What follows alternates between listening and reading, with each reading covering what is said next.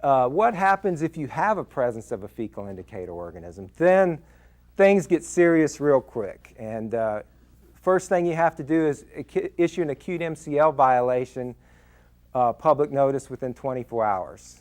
And none of us like to do that. Then you've got to get with TCEQ, and this is at their directive. They tell you what they want you to do. That you can correct the significant deficiencies, you provide an alternative source of water, eliminate the source of contamination, disinfect the well, take the well offline, or if you can't take the well offline, 12 months of source sampling if the well remains in service. Next slide, please. The challenges.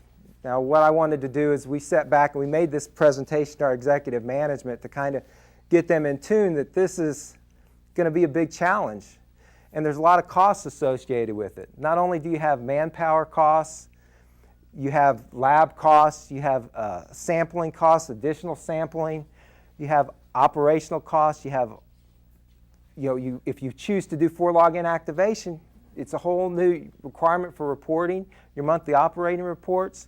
If you choose to use modeling to narrow down where your source is coming from to prevent you from having to sample so many sources, which is acceptable to TCEQ, by the way, that's a challenge. You've got to have a well-calibrated model. Of course, modeling comes with that. It's not cheap to build a well-calibrated model. Lab expense, we've talked extensively about that. Training, and I'm going to really emphasize training. All this is, your operators have to be well-trained that are operating the system. The samplers, it's critical, as you can see, that they're out there and they're well-trained and they know what they're doing. And as well, as you've seen, we have to potentially issue more public notices so that community relations staff or the person that does that needs to be well-trained. One thing that is totally different if we choose to go 4-log inactivation is operational reporting or self-reporting. And that's a big challenge for us. We've not historically done that as groundwater operators. We've just worried about what is our residual at the farthest point in our distribution system. And that's a big change for us. We'll really have to watch what the chlorine levels are at our tanks, what the height are at our tanks. If it drops below half of tank, and if you just use Jack's model, then you really got to look at that. One thing that we've asked ourselves, and I put this next bullet really to emphasize to our executives at SAWS and for you out there now, what if your utility cannot remove a well for corrective action? Then you have public notice until corrective action is completed, and that's a huge challenge. Next thing is impacts from wholesale customers. We've addressed that a little bit, but that's really a two-way street.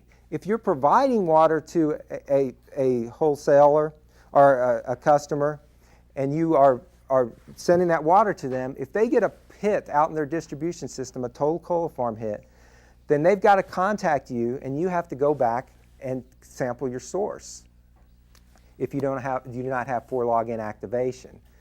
And vice versa. If you're providing the water and you have a hit out in your distribution system, and you go back to your source and you have a fecal indicator positive, then they must inform their customers. So it's a two-way street, and there's really going to have to be a lot of communication. And it's going to be very complicated for those water systems to provide a lot of water to wholesale customers. So that's a big challenge, and it's really going to take a lot of synergy for those two, the provider and the person purchasing the water, to really work together and work that out. What have we learned? Well, we've learned that training is vital.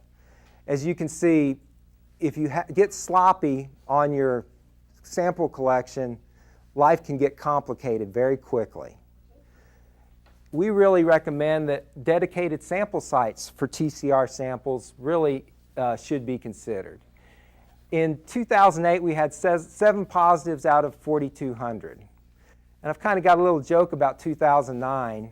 As I've mentioned, we've been playing like the TCR rule was in effect this year. And in March, we didn't have any positives so far. No positive total coliform out in the distribution. Well, we invited TCQ down and said, well, since we haven't had this, let's play like we have one out in the distribution system. And we went out and played like we had one, had TCQ there, and went through all the steps that we thought we'd have to go through, and it was a great learning experience. But after that, we've had 5 so far out in distribution, so we kind of cursed ourselves. In 2006, the reason I mentioned 2006 and jumped back a couple of years, we had more than 20. And that was really, came down to it, once we did all the investigations, it was really a training issue. And we were collecting wastewater samples, and the same people were, and they were mixing in the cooler. They weren't exchanging the water, and we were, you know, it was really came down to a simple training issue.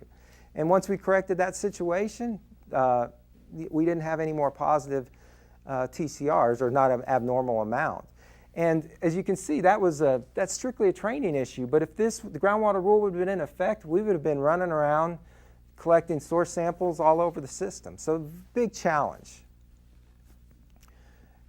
We recommend 4-log inactivation if possible. And that, as you can see, that prevents you from having to collect a lot more source samples and makes your life a lot easier.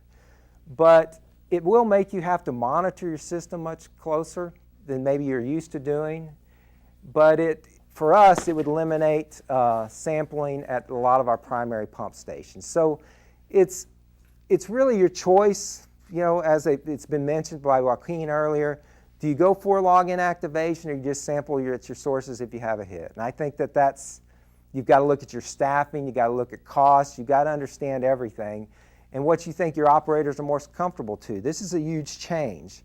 And what we've decided at the San Antonio water system is not bite it all off at one time. We're going to go out there and choose about 5 pump stations where we're going to operate with 4-log inactivation, and the rest we're going to go back to the source and sample if we have a positive hit in this distribution system. So it's really, what do you feel most comfortable to? It's a huge change for us that predominantly operate groundwater systems, and so that's really what we've learned to date. I just want to thank everyone for allowing me to be here today and kind of share our experience. It's a big challenge for us. We're one of the largest groundwater systems in the country, if not the largest, and it's a challenge. And I'm sure the utility operators out there and the management that hopefully is watching this is understanding the impacts to our operations, because it is going to be a challenge. We think it's doable based upon our experience that we've had recently.